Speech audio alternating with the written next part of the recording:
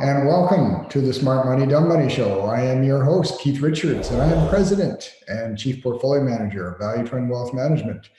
And today we're going to recap a couple of blogs I wrote this week with a little bit of new material thrown in just for fun. I think you'll find the chart that I'm going to show you that went beyond what we presented in the blog pretty interesting. So let's get on with the show. So the premises of my first blog of this week was that the markets are overbought and due for a correction. Now, I want to emphasize here, a correction is different than a crash or a bear market. We are not showing any signs of entering into a bear market or significant crash. However, we are definitely seeing signs that markets are overbought and due for a very healthy, normal pullback. So let's find out what I am talking about here. Start off with this chart right here, which is the bad boy of the overboughtness in the markets right now. This is a good old NASDAQ. NASDAQ is made up of growth stocks, biotech, technology, that kind of stuff. These stocks have been all the rage literally since the COVID crash back in March of 2020. Look at the angle of ascent here. I mean, it was growing with occasional corrections, but this move, the angle, the right angle that you're looking at on the chart here shows us that it got very parabolic. And you can see that by the percentage over the 200-day moving average that the NASDAQ reached at its peak, which was about a couple of weeks ago.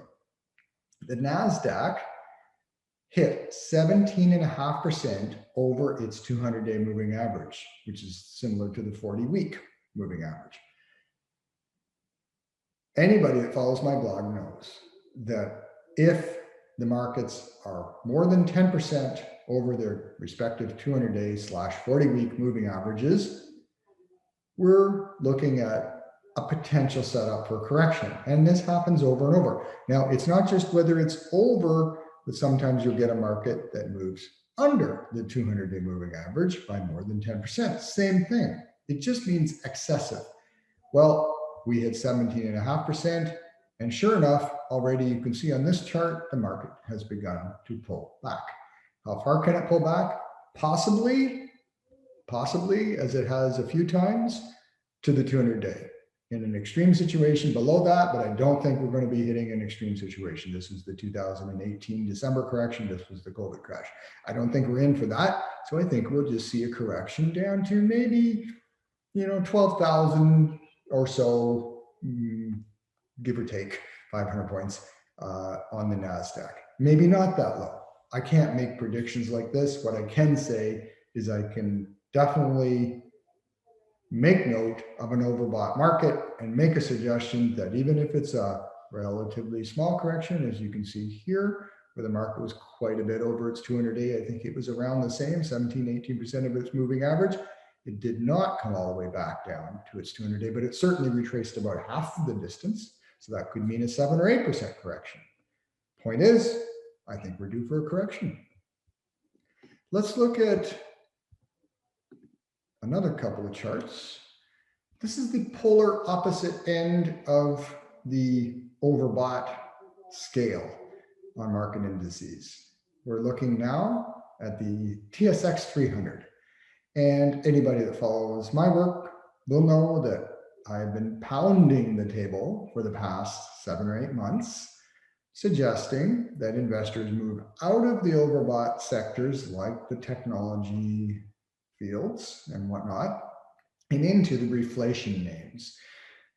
A lot of reflation names, mining, materials, agricultures, energy, are present on the TSX, and in a much greater proportion than you would see for certain on the NASDAQ and even to the S&P 500. For example, the TSX is about 25% materials and energy.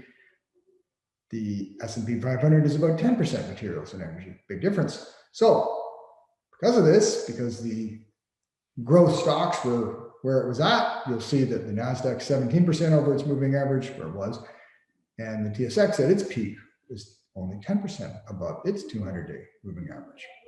So let's look at another chart. This is the good old S&P 500. S&P 500 was about 13% over its 200-day moving average. Again, it's starting to retrace. You can see that on the calendar, on the chart here. But compare that to what we were just looking at with the NASDAQ, it's not retracing nearly as much. The bad boy is the NASDAQ. S&P 500 has some content, significantly more than the TSX, for example, in the technology space. That's the reason it's reached a higher overbought status than the TSX, and that's the reason why it's correcting a bit more than the TSX, okay? My point being that markets in North America are overbought, due for a correction. How far that correction brings it, I don't know. Is the correction starting now? Probably, but it may just find a reason to find footing and move up until the spring. After all, this is the seasonal best time of the year.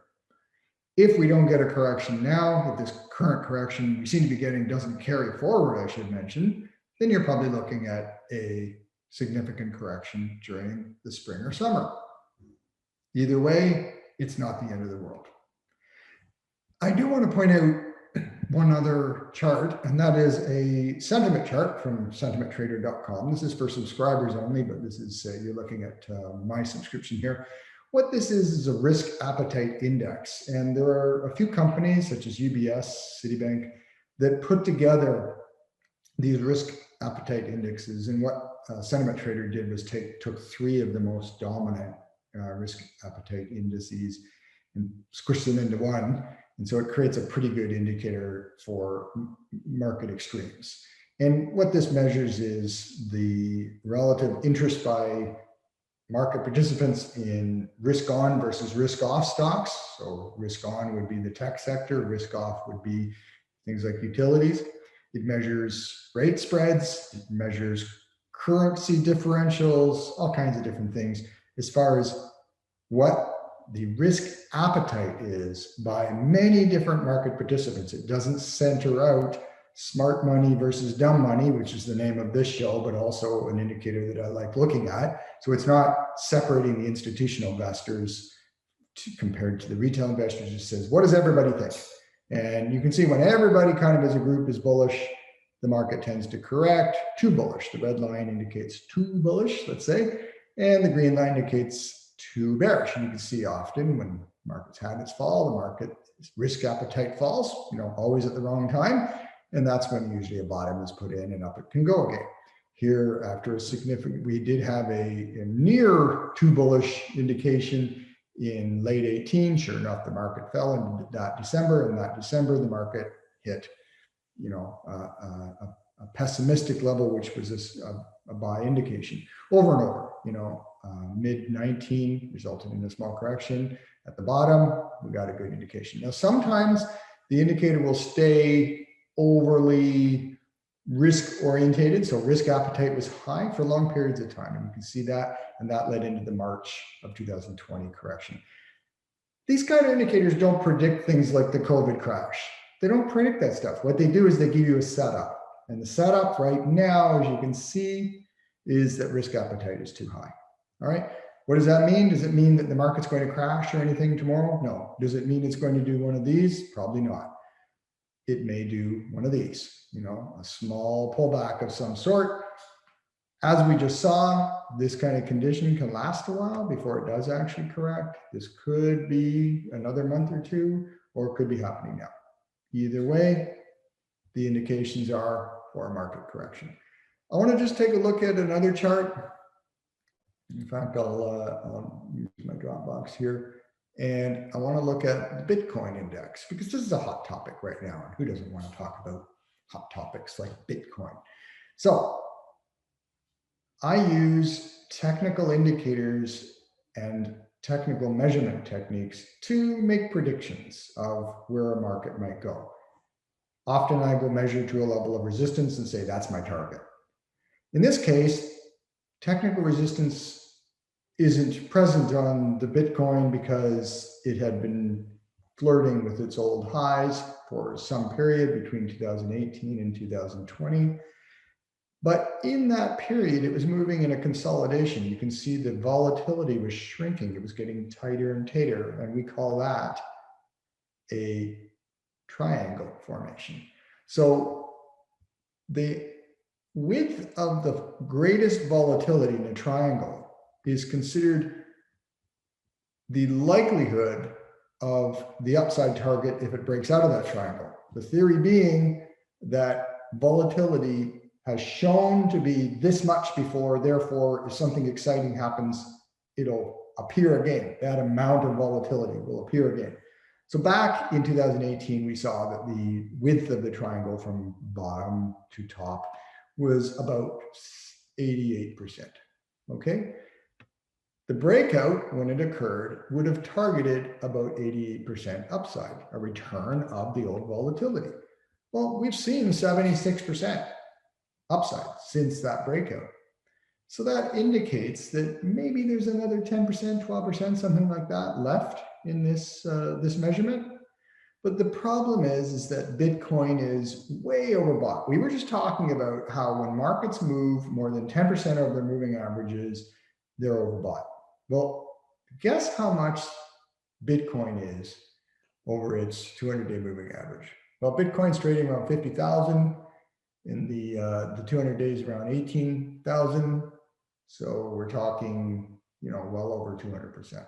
So this is a problem. Now, individual stocks, just take a look at Tesla, okay? Individual securities that are in high volatility markets can move way more than 10% over their moving averages. Keep that in mind. The point I'm trying to make is that the target from a technical measurement point of view is almost there. And we're certainly not in an under-owned environment. People are pretty hyped up. Speculation abounds in Bitcoin.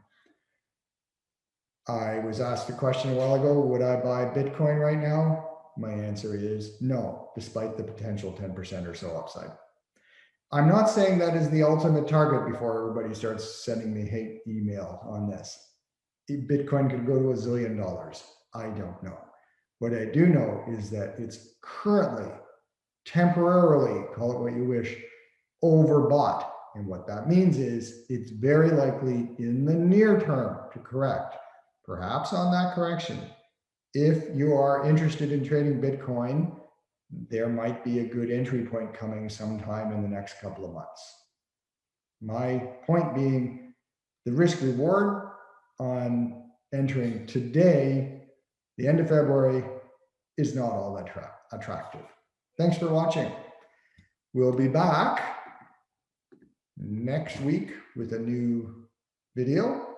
And as I always like to end with, if you feel that you are not rotating with the times through the different sectors and market conditions, give us a call, because that's what we do. We're happy to help you manage your money. Have a great day. Talk to you in a week.